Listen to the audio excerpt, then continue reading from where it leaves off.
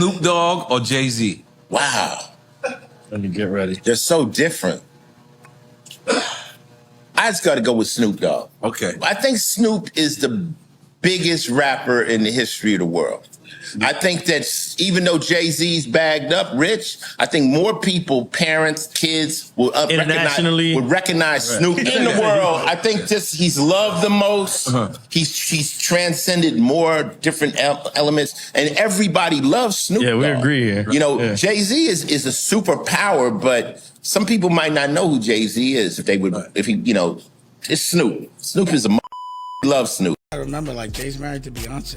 You know, like, none of us are married. Like, that's not what we're doing, right? So that comes with a lot of celebrity and a lot of being in the newspaper. So a lot of us we don't gauge our success on how many times we in the newspaper. Like, going to an event, every fucking event that exists must be that's a business within itself. So there's like a certain circle of like 10, 20 people that are at every single event, every day at an event. There's people that's their job. They leverage celebrity maybe because of lack of something. So when people are outside too much, that to me is overcompensation. Snoop or Jay-Z? This might be debatable, but I'll probably go with Snoop. Okay. And y'all worked early on in your career too with Snoop, right? Yeah, and then I like, as I travel, I see the personality and the effect that Snoop has on people globally and through his music. So Snoop is hands down the most famous rapper. That's what we're saying. You know what I'm saying? There's not one person on earth that I don't think don't know who Snoop is. As recognized, right? Like, absolutely. I kid you not. LL Cool J laughed at Jay-Z while he was rapping in high school. I just saw this too, and you cleared it up. But you laughed. And please explain the story of this isn't a grown man laughing at some kid trying to get on. We all the same age. I love everybody. Right. Look, I don't have no problems with none of these guys, man. Like, if I laughed, okay, so what? Laugh at me. All right, like how many people have you laughed or snapped on in a lunchroom? Like, come on, B. Like, yo, give your man a pass on that nonsense, man. It's ridiculous. Hey, man, I don't even remember it. Well, did y'all go to the same high school? I laughed at you, so now I can't have no brunch. Hey man, but you do that Magic Johnson getaway. Hey man, have you been to the brunch? For false. Hey man, I haven't been to the brunch either, so I'm for false. Yeah, man. Yeah, you like, he was laughing at me in high school.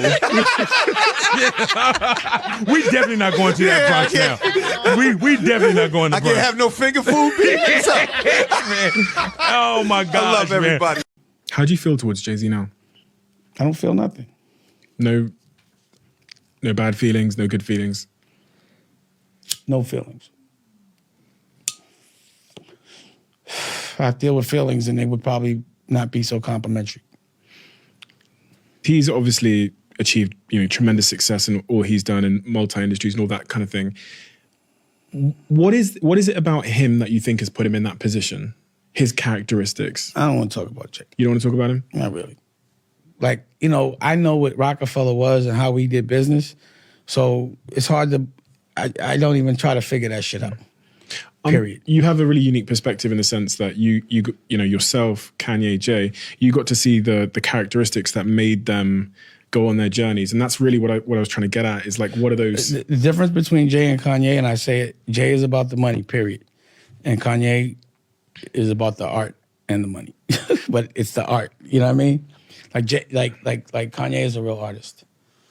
Like Kanye is in different dimensions. Like, he really focuses on that fashion.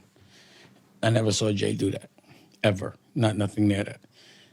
How does that come about? Because we get, I kind of knew some things low key, but once that Pepsi ad hit and it was like Super Bowl, when did it come about? Like, how did 50 Cent become involved? Well, I got the call before the ad went out. Yeah, I hope so.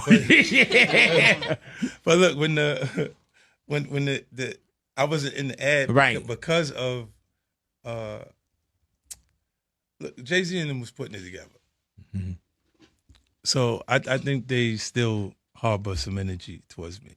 You think you were purposely left out of the ad? No. Oh, okay. I don't think. I think that they were saying the NFL had some issues with me that I don't know what those issues are. Like, what is the issue? You see what I'm saying? Like, and I with M, because like with Nori he had communication. He said, yeah, I talked to the big homie. He was saying to Jay, he was telling me, the white boy wouldn't do the truth without 50. Right? And I'm like, that's when I start saying crazy stuff, because I look and I go, oh, that's your big homie, right? And so he imaged himself after a gay painter. The big homie want to look like a gay painter. What are we talking about here? We're talking about Basquiat. He wants to look like a gay painter. Oh my God, I think I know where we're going with So this. now look, what I'm saying to you is, look, when you start looking at, that's not mine, that's theirs, they Harper, right? But when you look at, M is looking at the entire legacy. Yeah. The whole thing, like with M, Dre, and myself, like I'm a shady aftermath. You see what I'm saying? Like, do so much G-Unit Records. Right. They forget that I'm M and Dre's artist. You see what I'm saying? Like, but that's just the way it was. Like, were you a part of it? Even like you say, you weren't on the ad, right? Yeah. When we saw the initial asset that came out, and you weren't on there, but were you already a part of it? No, I already had communications okay. with Paul about going to do it, but the ad was coming out that already was shot with. Okay, gotcha. With M and everybody else in it. So I'm like, nah, cool, I'll be surprised. Like, it's cool to be surprised. Right. Yeah, I was surprised too. I remember at rehearsal, I was like, man, what the hell? I won $20. Right. Yeah, me and Louis betted against it, and I was like, 50's going to show up. Watch. When nobody, like when I reach out, because I want to see what the complications are, when nobody has any information about it, and it only came from that angle, I have to believe that was something that's from that. Did you and Jay-Z ever have a conversation, or y'all in different offices as far as like? We don't need to talk about nothing. I heard that. Yeah. Kanye West didn't create a whole emoji. He just rapped on his shit. And if you listen to Kanye West rapping, this shit is amazing. He's opposite of, yo, we street niggas, we sell cocaine, we shoot. He didn't make any of that shit up. He talks about his mama and Through the Wire, nigga, being in a shit that really happened to him. I say Drake is dope as fuck too. Not one time did I hear started from the bottom. We was selling cocaine. I sold 14. I shot 19 niggas. And then I went over here and I got stacked up my bread. What the fuck are you talking about, nigga?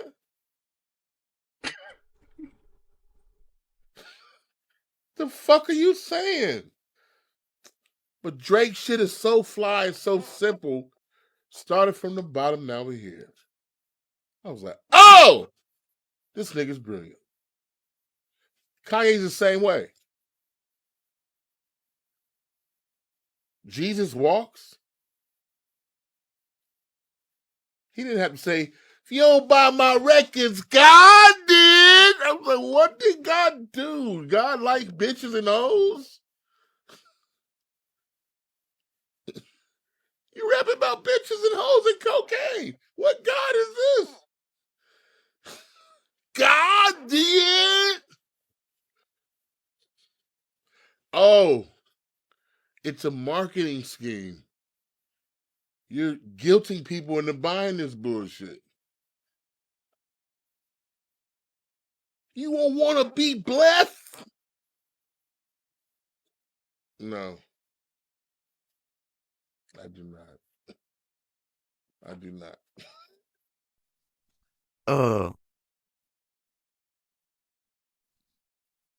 There's no way in hell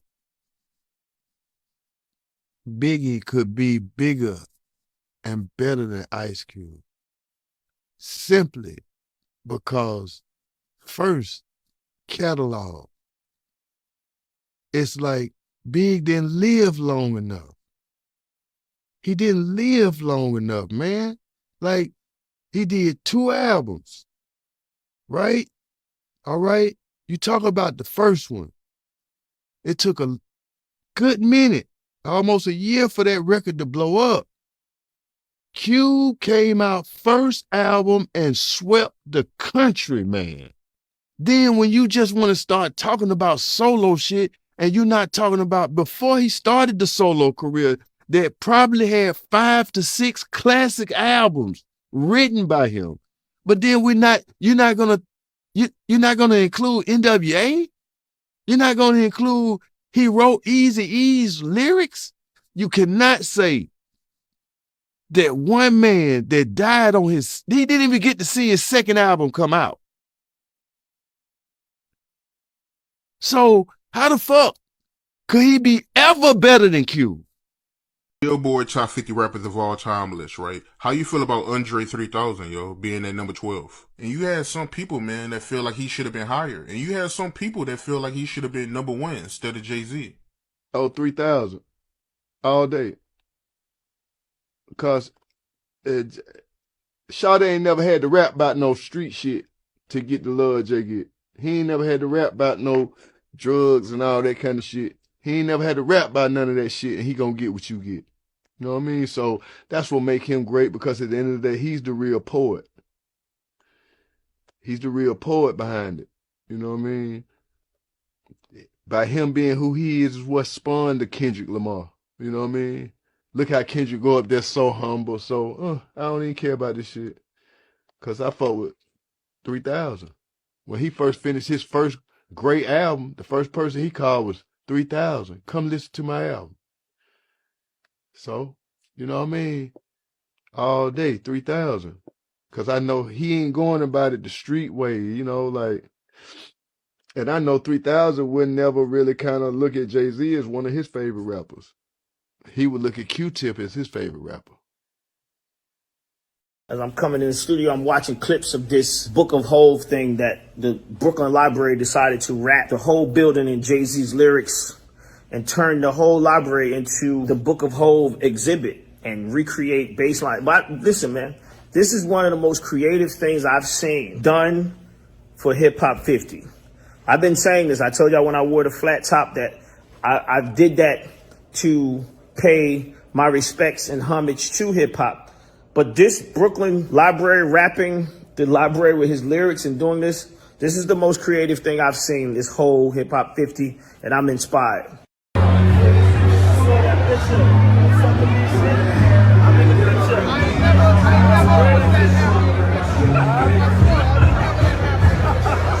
What happened was on Roc-A-Fella, I felt that Jay-Z, Beanie Sigel was the shit, nigga. Yeah, he was fired. And they would only let Beanie Sigel only sell so many records. This came from an executive at Roc-A-Fella, because I knew everybody. And they would only let Beanie sell so many records. And that was it. And they wouldn't push it no more. But Beanie, they would you couldn't be bigger than Jay-Z on Jay-Z's label, if that makes any sense. They wasn't gonna push you to, that you couldn't be bigger than Jay-Z. You couldn't sell more records than Jay-Z. But all you had to do was listen to Beanie Sigel shit. And Beanie Sigel was, oh my God, nigga. Oh my God. And there's no hate to nobody. Jay-Z, you still my dog. You did my birthday party. You're a multi-billionaire now. Beanie Sigel, you still my nigga. I'm always gonna show you love. And you said that an executive directly told you this? Yes. Sure did. Remember, I know everybody. I didn't look at her like that because she was like a tomboy. She was little to me. But then one time, she was, I guess we had the same bookkeeper, and I walked past. And the thing about Aaliyah was like every time I saw her, she looked different. So she had different looks every time, and I was like, who the fuck is that? And then I realized it was Aaliyah, and then I just threw my A game. And then, you know, I guess Jay was trying to get at her as well, and I didn't know. And then she, like, it got brought up, and I was like, fuck both of y'all. But it never worked out for them, and we were both like trying to get at her. I like kind of eased up, but then we ran into each other. It's a long story. So you and Jay was both getting at Aaliyah. Obviously, everybody was getting at Aaliyah, bro. Right. She was like, you know, she'll go to dinner with a nigga, but she wasn't going to just be smashing. So that was like the big deal, like who could get with Aaliyah. You know what I'm saying? We were all But like, Was he bitter? Obviously. Yeah, he felt the way. The true reason of Roc-A-Fella's breakup. But everybody knows that shit. Like we were both. I heard it, but I didn't. Yeah, but what they I be didn't trying to pay act no like he mind. was like really fucking with. Nah, he was sending flowers and doing all this shit that nigga. He was courting her, so we were both going hard, and so we ended up in the same house 4th of July. So we were, for some reason this day. Wait a minute, you, Jay, and Aaliyah ended up in the same house. Yeah, that's funny. So it was like one day it might lean toward him, and then it would lean toward me. But I was just on fire that week. Like I was just everything I was saying was funny. You know what I'm saying? It was like. And I remember coming downstairs, like, you know, it happened. He was like, you know, this is going to be hard for me. Because he was like, his friends were laughing at him and shit. So. I think what Alejandro wanted to know, when Nas came out with that Ether album, what was you guys like image of that? Was you guys like, we got to get him? How do you feel about Jay's response? Jay's response was terrible. Yeah, but the thing is, we had first hit him with the joint at Summer Jam. That was kind of hard when we take over the things. But then when he came with the Ether, I was kind of hyped because he said my name. I was hyped. Like, yes, I'm in a rap record. But the response, I wasn't there for the response. I had landed. Irv Gotti fucked that one up. You know, every time Irv got in that business, he fucked shit up. So you would say Nas won that battle? Yeah, that battle, yes. That's what I thought, but like, you know. What do you mean, but you know? He did. Yeah, he won that one. I'm not saying he didn't. He threw that Ether on him. He had him apologizing. Like, the rap that he did was whack. Like, when I heard it, I was pissed. Like, I heard it. I was coming from doing a Rockwear ad on a private, I just landed from like Arizona. And I'm listening to this shit on the radio, like, what the fuck is this? So I'm like, I was like, go to fucking baseline, because I want to know what happened. I'm like, what the fuck happened? And they in there high-fiving and something. What y'all high-fiving for? This shit is whack. This nigga talking about other niggas' business and shit. Like, we don't do that. And then it was like Irv. I was like, Irv Gotti. Call Irv, though. Don't ever get my business again, bro. Like, what you doing? You not about war. You see how his wars go with rap. He doesn't win them. You know what I'm saying? So, like, he's not a general like that. So it was like, stay out my business. And Irv keeps talking about me all the time. Like, stop talking about me, Irv. Damn. He's still talking about you? Yeah, I be getting these little interviews and shit. He kept like, damn, like, what the fuck? Who the fuck cares? I don't feel like explaining that. Leave that alone. And all this other shit. So it's like, I don't know. Sometimes I don't understand Irv. There's no way in hell Biggie could be bigger and better than Ice Cube. Simply because, first, catalog. It's like Big didn't live long enough. He didn't live long enough, man. Like, he did 2 albums, right? All right? You talk about the first one. It took a good minute, almost a year for that record to blow up. Cube came out first album and swept the country, man. Then when you just want to start talking about solo shit and you're not talking about before he started the solo career that probably had 5 to 6 classic albums written by him. But then you're not gonna include NWA? You're not gonna include he wrote Eazy-E's lyrics? You cannot say that one man that died he didn't even get to see his second album come out. So how the fuck could he be ever better than Q?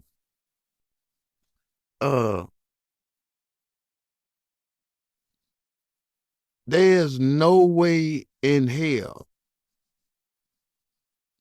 Biggie could be bigger and better than Ice Cube. Simply because, first, catalog. It's like Big didn't live long enough. He didn't live long enough, man. Like, he did 2 albums, right? All right? You talk about the first one. It took a good minute, almost a year for that record to blow up. Cube came out first album and swept the country, man. Then when you just want to start talking about solo shit and you're not talking about before he started the solo career, that probably had 5 to 6 classic albums written by him. But then you're not gonna include NWA? You're not gonna include he wrote Eazy-E's lyrics? You cannot say that one man that died on he didn't even get to see his second album come out. So how the fuck could he be ever better than Q? I'm a big Nas guy.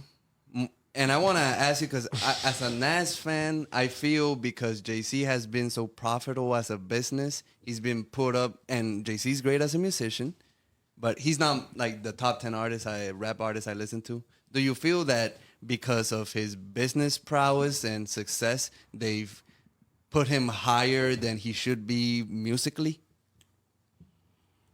Again, I don't really think about that. Like, Nas, I think his business acumen, from what I read, is really heavy. Like recently, yeah, not recently. I mean, Nas? Yeah, Nas' business is crazy. You got to remember that certain things are about narrative. So the reason why Jay and I, the conversation we had, like, why you acting like that, was because I want to be looked at as a businessman. This is what he said. That was his narrative. So, regardless of who has the most money, like Kanye might be a billionaire or Rihanna, but they don't come across talking about, I'm a business person. Right. That's just his narrative. Like, George Clooney and the other Ryan Reynolds, they all billionaires. They're, on the low. They don't go and be like, I'm a businessman. That's his thing, to make announcements about business, because I guess he might have been insecure about the fact that he was a rapper.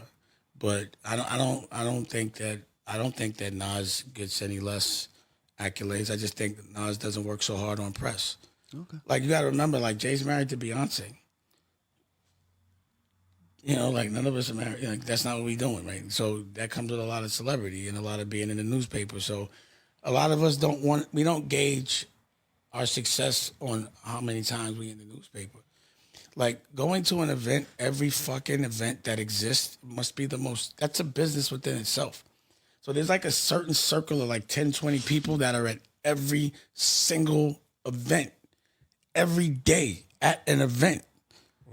There's people that's their job. They leverage celebrity maybe because of lack of something. So when people are outside too much, that to me is overcompensation. You know what I mean? Like, that's why I stopped going out so much. I'm like, what the fuck? I'm tired.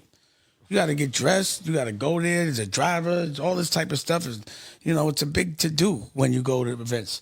Think about going, and it'd be like everywhere in the world. I'd be like, God damn. How many award shows could one person go to? How many red carpets could somebody want to walk on? Like, that shit, when I go out like that, I want to go home. I'd be like, oh, okay, I'm out of here. It's not like I want to be there. So just because I think that's, like, for me, I think Nas, for me, the way his approach is way cooler. Because he does cool shit. His shit is cool. Like, then he do Uber. As a businessman, he killing it. He killing it. He just, real businessmen and the real rich guys don't make announcements about their money. They don't. Like, the guys that I know that got real money are not on Forbes. You know what I mean? And that the same concept with the Super Bowl.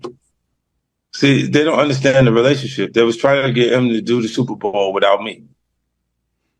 Wasn't happening. And that's not it. It wouldn't happen. No way. You see what I'm saying? Because he would look and go, it's okay for the award shows not to give me the trophies. If you look at even Jay-Z's career, you can look at that and say the association to Beyonce is when he started to receive the 16, 17 Grammys since he's been with Beyonce. Right? And you go, prior to that, 1. Right. You see what I'm saying? So that came in association, like you see the kids even have Grammys. Like, they don't sing yet. They don't sing. Right. They don't rap yet. And they already have Grammys and shit. So it's like they give them this trophy so we secure that they're coming to the award show. It meant that much to the culture that they just gave them the things that would. Later, to me, I didn't care about trophies. I said, I'll get the checks. Right. And because what I was saying, the content was raw enough, like, and who I am. Sure. Just my experience is a little bit abrasive to conservatives. Sure. You know, the way they see it. So they'll look at it and go, oh, okay, like, and I haven't experienced much that Jay probably hasn't experienced, Marcy, but what I would say is he has it's internal, like he's a quiet person. So you don't see that you don't feel the energy that actually goes on in that environment. Sure. From him. And then I really don't care about that. Like I looked at a lot of the later people look at it and they honor those things. It didn't matter to me in the time period when we go down. Fuck, don't give me the trophy. So what? Sure. You know, best new artist. They didn't give me best new artist. I sold 13 million records. It's the largest debut in hip hop album. And then you go, the new things that come, but I understand it because they didn't give me the best new artist because they were afraid the kids would want to be 50 Cent.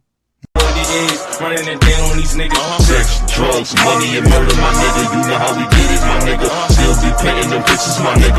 Ripping that roll and fucking your bitches. Sex, drugs, money, and murder. Sex, drugs, money, and murder. Sex, drugs, money, and murder. Sex, drugs, money, and murder. Niggas, they never gon' hurt you. Niggas will never will hurt you.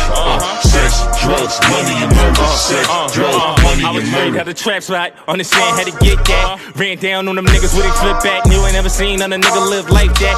I was still getting stacks back. Had to fuck around getting them packs back. Niggas. So, ladies and gentlemen, it's your boy Bulletz Gotti. You know, before we start this video, I want y'all to do is smash that like button, subscribe to the channel, share this video, and make sure y'all hit that notification bell. Subscribe to the channel, hit that notification bell, and smash the like button.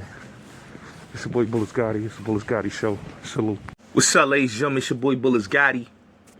So this video right here, I want to talk about Jay-Z, Nas, the GOAT conversation, and how Jay-Z is overrated, and how Nas is the true GOAT.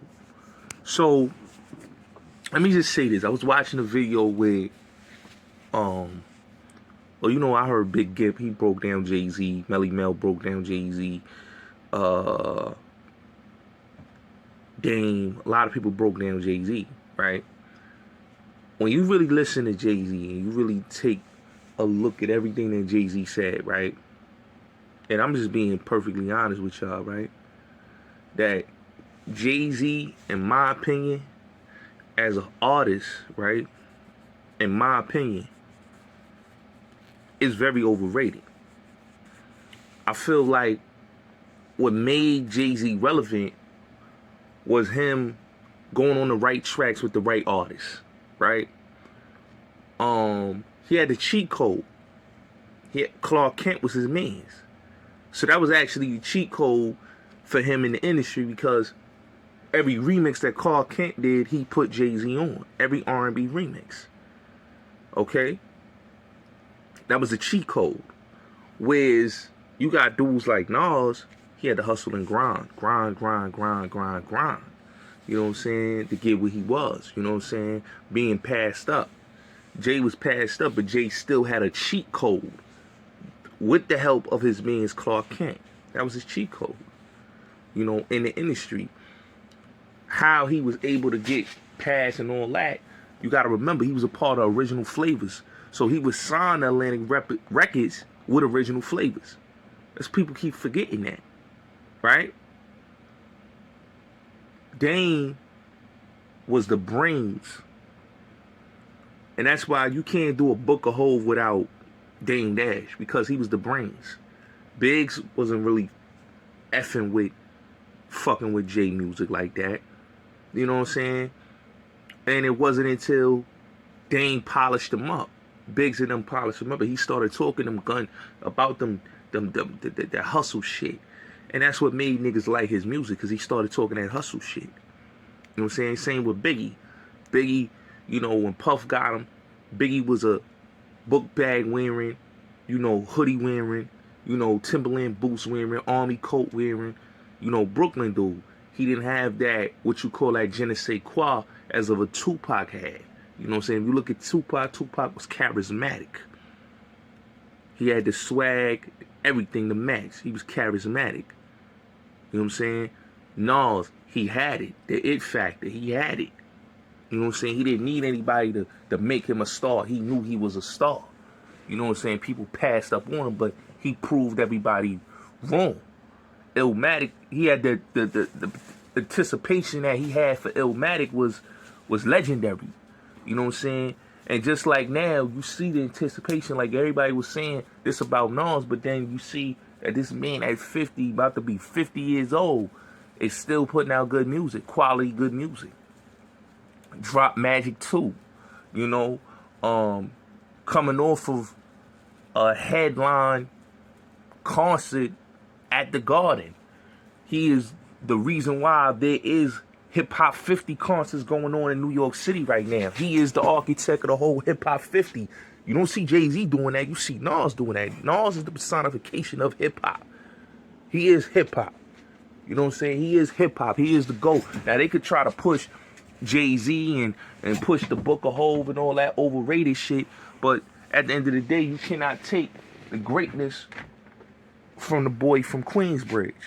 You know what I'm saying? You can't take the greatness from the boy from Queensbridge. Nas is the greatest rapper ever lived.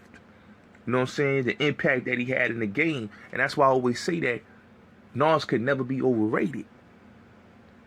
He's always been that guy. Everybody you name has admired, has got a lot of inspirations from Nas. You know what I'm saying? What Rakim did, he took it to higher heights. You know what I'm saying? That's why, like, when people had this conversation about Biggie and Pac, I always say Pac over Big, because Pac had 5 albums he did while he was alive. Did 5 albums. Biggie did 2. I always would say, if we want to compare somebody, let's compare Pun to Big. And I'll put Pun over Big. With the debut, with his first album, I'll say Capital Punishment was a way better album than Ready to Die. Life After Death, you could say is better than Yeah Baby. You can give him that. But Capital Punishment is better than Ready to Die. Big, in my opinion, I think people overrate him. And you got to look at it. He didn't have a long career. He came in 93, right? His album dropped 94. He had a run from 94 to 95. 96 was all Pac and Nas year, right? 97, he dies. So that's not a long run in the game. Where Pac came in 91, 92, 93, 94, 95, 96. That's a good run. You know what I'm saying? That's why when people talk about Big and Pac, there's no comparisons. Big is not on Pac's level. When it goes to Nas and Jay-Z, Nas has showed time and time again that he's a better artist than Jay-Z. You got to realize this.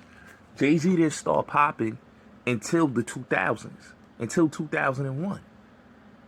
And really, he didn't really have, like, it really wasn't his, like, he had to share the year with Ja Rule, with Fab, with Nelly, with Eminem. He had to share it with those guys.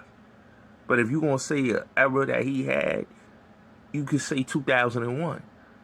But the 90s, no. Because there was so many dudes that was popping. 97, that was Mace, Big, and Bad Boy, right? 98, that's DMX.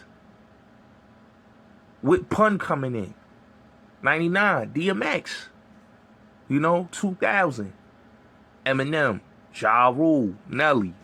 You know what I'm saying? Nas had an era. You go from 94, 95, 96. Nas was that dude. You know what I'm saying? Dudes was hating on Nas. But Nas was still that dude. Whether you like it or not, he was still the top dog. He was the top dog. He was the top dog. Nas will always be the top dog. When people talk about, oh, Nas need to go back and work with Large Professor and Primo and Pete Rock and Q-Tip, I'm saying to myself, y'all don't tell Jay-Z he needs to go back and work with Ski, Premier, Jazzo, okay? Clark Kent. I've never heard y'all said that he need to go reduplicate Reasonable Doubt. I've always heard y'all say, oh, Nas need to do this. Nas don't need to do nothing. Nas gave y'all one classic album. Real Nas fans appreciate the body of work that Nas put out. You know what I'm saying? But Jay, in my opinion, is an overrated dude. Now, as far as like everything else that Jay has done in the game, he's a hater. He's a hater. He hates on other dudes. He blackballs dudes. You saw what he did to Beans. You saw what he did to look what was going on with Dame. Him taking the Fiesta record from Jada and the Best of Me joint that Jada had, you know, and him doing what he did to Gilly and them, blackballed them. A lot of sidebar shit that Jay did. A lot of slimy shit. You know, hating on Cam and all that. You know, stealing the Philly dude swag. You know, stealing Young Chris flow. You know, and a whole lot of things that he was doing. And I feel like Jay, in my opinion, perspective is a hater perspective. Now, when it comes to somebody like Dame, when Dame said what he said on the interview, everything that Dame said was absolutely facts. We all knew that the beef between Dame and Jay wasn't about business. It was about Aaliyah. We all knew that. I'm glad Dame said that. Because everybody knew. If you watch the movie Death of a Dynasty, what was that based on? That was literally based on Jay and Dame's relationship. That they were having problems while they were doing that movie. That movie came out with Kevin Hart in there, Rob Stapleton, Capone, Devin Eco, which Shorty from Fast and the Furious 2, she was in there. And basically, the whole movie predicted the rise and fall of Roc-A-Fella. Everybody knew it was over a female. Picasso, the character Picasso, was based on Aaliyah. Everybody act like, oh no, that they ain't never had no issues, and Damon and Jay is brothers, and it was about business. No, it wasn't about business. It was really about Dame got with the girl that Jay wanted, and he felt some type of way. Dame gonna speak the facts because he know what really happened. The facts is the facts. This dude was mad that I got the girl that he wanted. We was a brotherhood. I fought for him. If you really look at it, Dame was a loyal dude to Jay-Z. He was loyal. He fought for Jay. Anybody you could say that fought for Jigga, that fought for Jay, Dame Dash fought for that man. He fought for that man. He fought for that man to the point that the disrespect that he gets is ridiculous. How can you do a Book of Hov and not invite the men to help you got them billions? How can you do a Book of Hov and forget about the men that got you to the promised land? Without Dame, there is no Jay-Z. All the relationships that Jay got came off the strength of Dame and Biggs. The OG Warren connection, the Biggs connection, all that came from Dame. That's Dame's connection. So, without Dame, you don't get these partners that you got. But, you know, Dame is like, it's like the same thing with Suge Knight, right? Look at Dr. Dre, right? Without Dr. Dre, without Suge Knight, Dr. Dre don't get to be a billionaire. He don't get to be as successful as he is. You don't get no Aftermath. You don't get no Eminem. If Suge Knight didn't get Dr. Dre out of his contract with Eazy-E, you get no Snoop. You know what I'm saying? So I always look at it, dudes gotta be loyal to the dudes that brought them to the table. Suge and Dame gets disrespected and gets treated the way they get treated because of their principles that they stand for. But if you stand for something, you could fall for anything. Jay-Z did his man's dirty over some pussy. The same thing that Dr. Dre did to Suge. Suge and Dr. Dre wasn't about the violence and the elements of what was going on in Death Row. It was about Suge was sleeping with Michelet, and Dre felt some type of way, and it was like, yo, F this, I'm leaving, and I don't want to do this no more. How do you leave a company that you are a owner of, a part owner? You're a part owner with Suge. How do you leave your own company? How do you leave your own company over some pussy? Same thing with Jay. How do you leave your own company that you're a partner of over some pussy?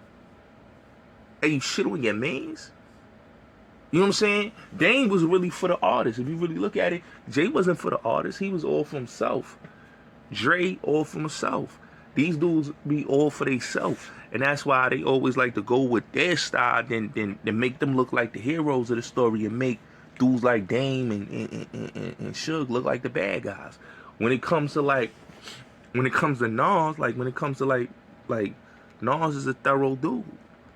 You know, what he did in the game, you gotta respect it. Like I like that Dame gave Nas his credit and his flowers. You know what I'm saying? Because you gotta really look at it, man. If Jay wasn't married to Beyonce, but we be talking about Jay is the way we talk about him.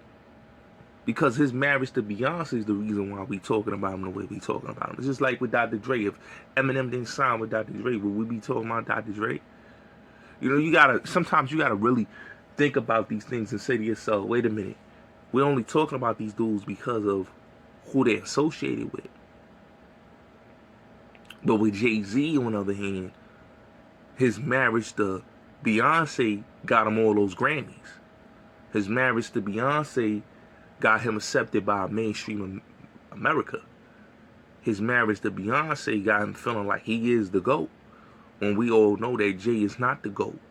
When we all know that Jay was in the shadows of the dudes that were the GOATs. You know, when Jay did his second album, he was in the shadows of Mace. You know, when Big died, he was in the shadows of Mace. Mace was the dude. When DMX came out, he was in the shadows of DMX. DMX brought Def Jam back. Let's keep it real. DMX brought Def Jam back. Everybody knows that. He carried that on his back. Def Jam Records was carried on the backs of DMX. From 98 to 99. And then when Ja Rule came, Jay was in the shadows of Ja Rule and Murder Inc. and Nelly and Eminem. So when we start talking GOAT conversations, just like when I be on Clubhouse, people like to put dude on GOAT conversations. I be like, hold up. How y'all dudes be putting dude in GOAT conversations in?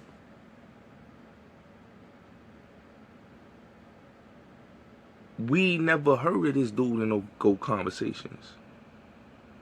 Come on. GOAT conversations is for people that are GOATs. Jay is not a GOAT. Yes, he did legendary things in business, but we talking about music. Who has he influenced? What was he influential for? You know what I'm saying? Did he have the whole world in a frenzy when he dropped? No. Reasonable Doubt didn't have the same impact that Illmatic had. 96, The Score, It Was Written, All Eyes on Me, Iron Man, Aquarium by Outkast. These were the albums that had the impact of 96. But most importantly, Tupac and Nas was the guys in 1996. In 97, Jay didn't have the impact. Big dies, Life After Death. In Rotation. No Way Out, Puff. Harlem World. Mace. Mace takes it, puts it on his back. Now Mace is the guy. The next guy, DMX. 98. He's the guy. With Pun. So it's like, okay, yeah, he got the Grammy, but he got the Grammy because of the Annie record. Let's just keep it real. If he didn't have the Annie record, his album probably would have never sold that amount of units that it sold. It sold because of the Annie record. And then you got to thank Ja Rule for writing the hook for Can I Get a What? And you got to thank Kid Capri and Mark 45 King for helping Jay-Z retrieve the Annie beat. Because the beat wasn't even made for Jay-Z. So,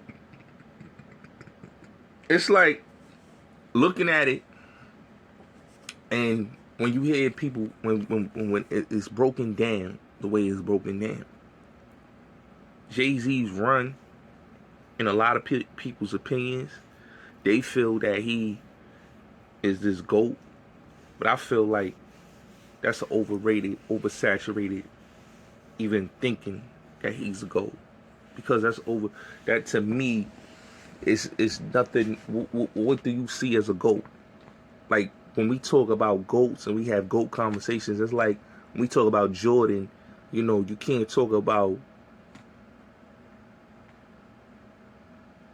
somebody like Charles Barkley. Love Charles Barkley, but you can't put Charles Barkley in a GOAT conversation. He's a great player, but you got to look at who was the guy. Now, if you're going to have that conversation about GOATs, and you're going to talk about GOAT athletes, then you have to put everybody in the conversation. Because then when you talk about GOATs, you got to talk about stats, you got to talk about rings, you got to talk about everything. The accolades. So everybody can't get in the GOAT conversation. Like I said, everybody can't get in the conversation. Like Hakeem Olajuwon, he can get in the GOAT conversation. Clyde Drexler can get in the GOAT conversation. Kevin Garnett, that's a GOAT conversation. Shaq, GOAT conversation. A lot of people can't be in the GOAT conversation. You know what I'm saying? They could be runner-ups to the GOAT, but you can't be in a GOAT conversation. If you got, it's like LeBron, right? Why people don't want to put LeBron in the GOAT conversation is because they feel that LeBron shit was like a cheat code. He had to go to a team where it was already all-stars there. He didn't struggle and grind to get his rings. Like Tom Brady is a GOAT because this is a 6th-round draft pick, right? A backup quarterback. He wasn't even a star quarterback. Drew Bledsoe was. Replaced Drew Bledsoe when he was hurt. Became the star quarterback of the team, winning them their first championship, right? Drew Bledsoe and all that, right? And then him winning his own championships. But the grind and the hustle to be a 6th-round draft pick, that's a GOAT. Say what you want. That's a GOAT. Eli Manning, not a GOAT. Not a GOAT. Kurt Warner, that's a GOAT. When you got those type of underdog stories, you a GOAT.